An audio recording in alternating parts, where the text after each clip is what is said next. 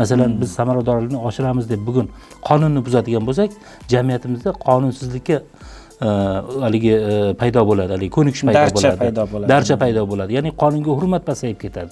Qonun ustuvorligi darajasi pasayib ketadi. Biz agar qo'lbola mexanizmlar yaratadigan bo'lsak davlatchilikda, biz davlatchiligimizni xalqimiz oldida hurmati bo'lmaydi degan narsa. Biz shuni elementlarini ma'lum ma'noda ko'rdik. Mayli Dolab aytgani kabi biz samaralar ko'rgandirmiz, ehtimol qo'lbora boshqaruvdan, lekin biz juda katta narsani yo'qotdik, ya'ni qonunga bo'lgan hurmatni yo'qotdik.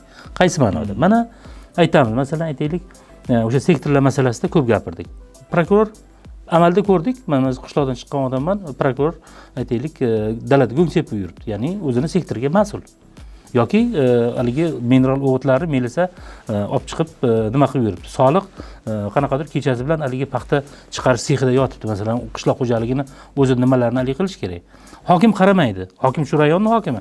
Lekin mana shu burchagi meniki, qolgan 3 ta sektor seniki. Bunaqangi qo'lbola boshqaruv keyinchalik o'zaro nomuvofiqliklar, tushunmovchiliklarga olib keldi va qishloq xo'jalik sohasidagi jinoyatlar keskin oshib ketishiga olib keldi.